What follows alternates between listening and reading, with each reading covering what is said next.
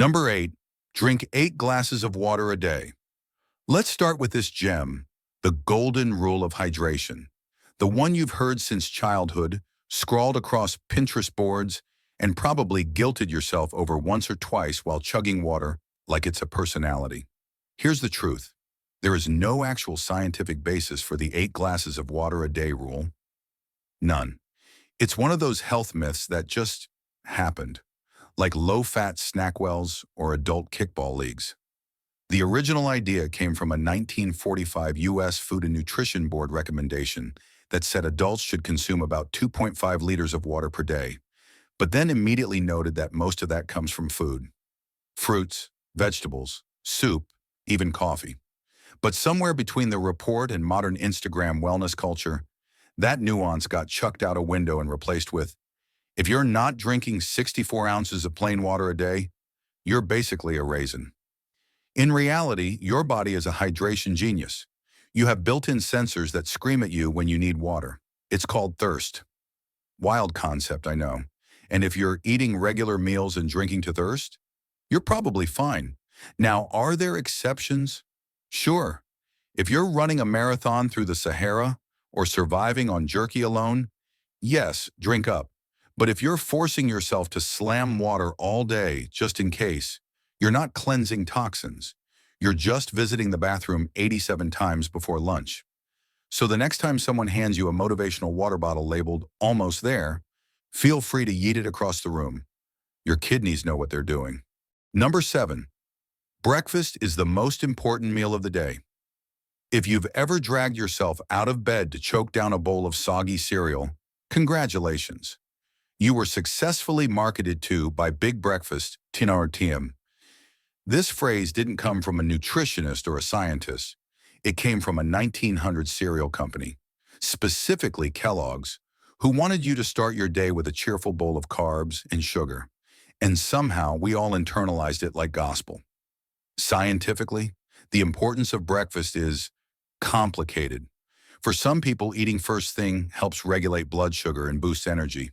For others, skipping it improves focus, digestion, or supports intermittent fasting.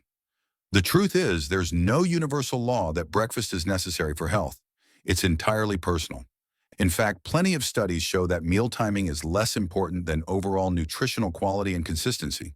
So whether you eat at 7 a.m., 11 a.m., or live off coffee until you hallucinate lunch, your body will survive, as long as you feed it good stuff eventually. Moral of the story? You don't owe anyone a breakfast, not even your ancestors. Number 6, you need a juice cleanse to detox. You've had a rough weekend, pizza, stress, 3 questionable cocktails, and now you feel toxic. What's the solution? A $49.99 juice cleanse promising to flush out toxins and reset your body. Here's the science. Your body doesn't need a cleanse. It already has one. It's called your liver and your kidneys. They're not sitting around waiting for a celery cucumber shot to finally do their job. They're detoxing 24/7, whether or not you're sipping kale water in yoga pants. Juice cleanses don't flush out toxins. What they do flush is, well, your intestines. You lose water weight, a little muscle mass, and maybe your will to live by day 2. But actual toxins? Still handled by your liver. Worse, many juice cleanses are dangerously low in calories, fiber, fat, and protein. They spike your blood sugar and leave you hangry, dizzy, and one green smoothie away from body mutiny. You want a detox? Cool. Sleep, drink water, eat fiber. Maybe stop treating your gut like a landfill. But you don't need liquid spinach to purge your sins. Number 5, natural equals healthy. If something's natural, it must be good for you, right? That's why poison ivy is in every salad. Oh, wait, it's not, because that would be insane. Here's the thing. Natural is a marketing word, not a science term. There's no regulation. It just sounds comforting. But arsenic is natural. So is lead. So are bacteria that turn your insides into soup. Nature doesn't care about your wellness aesthetic. Meanwhile, synthetic doesn't mean toxic. Many unnatural medicines are carefully studied, precisely dosed, and actually work. But that turmeric pine cone detox tea from a guy named Skylar? Not evaluated, not approved, Still $28.99. Yes, some natural things are beneficial, but many others do nothing, or worse, interfere with actual treatment. So before trusting something just because it came from the ground, ask yourself, so did tapeworms? Number 4, if you're not sore, your workout didn't work. Let's talk gym pain logic. There's this belief that if you're not sore the next day, your workout was basically a warm-up. False. In fact, soreness is not a reliable measure of progress. It's a sign your body encountered something new or different. You can make massive gains without feeling like you got hit by a truck the next day. What actually builds muscle and strength is progressive overload, gradually increasing weight, reps, or intensity over time, not chasing pain.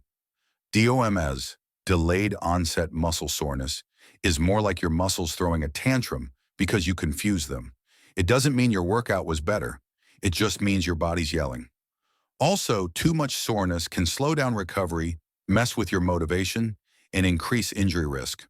So stop judging your workout by how dramatically you limp afterward. You're not a hero. You're just inflamed.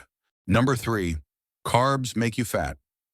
Ah yes, poor carbs, the most misunderstood macronutrient since fat got blamed for everything in the 90s. Let's clear this up. Carbs do not inherently make you fat.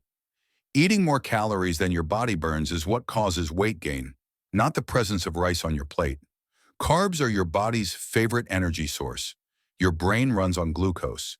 Your muscles love glycogen. Cutting out all carbs? That's just forcing your body into panic mode. Sure, you might lose water weight fast, but that's not fat. It's just your body saying, oh, where the hell is my bread? Yes, refined carbs and sugar bombs can mess with your blood sugar and appetite, but whole carbs like fruits, oats, potatoes, beans are packed with fiber, nutrients, and the energy you actually need to function like a human. So don't fall for the carbs are evil narrative. Bread didn't betray you. Diet culture did. Number 2, you have to stretch before every workout. This one feels almost sacred. Like if you don't spend 5 minutes touching your toes before a run, you'll explode or spontaneously pull every muscle in your body.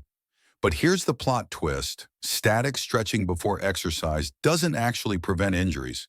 And in some cases, it might even hurt performance. Static stretching, aka holding a pose like a human rubber band, temporarily relaxes your muscles. That's fine after a workout. But before exercise, it can reduce power, strength, and stability.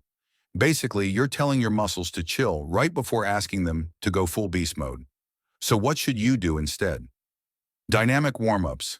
Think leg swings, arm circles, light jogging, or movements that mimic the actual exercise you're about to do. These increase blood flow, raise your body temperature, and prep your nervous system. AKO, warming up, but without pretending you're in a yoga commercial. Save the deep stretches for later, when your muscles are warm and your body's not trying to sprint or lift heavy things. Your hamstrings will thank you. Number 1, sleep is for the weak. Let's finish this section by throwing hands with hustle culture. Somewhere along the way, sleeping 8 hours a night became a sign of weakness, and burning out was rebranded as a personality trait. But science disagrees. Lack of sleep trashes your body, brain, hormones, and mood. It ruins decision-making, weakens your immune system, increases fat storage, and turns your reaction time into that of a potato. Chronic sleep deprivation is linked to depression, anxiety, heart disease, and even early death. And no, I'll sleep when I'm dead doesn't count as a recovery plan. You'll just get there sooner. Meanwhile, quality sleep boosts memory, focus, metabolism, creativity, and emotional regulation. Basically, it turns you back into a functioning human. So unless you're a cyborg or lying, nobody is thriving on 4 hours of sleep. You're just caffeinated and delusional. Go to bed.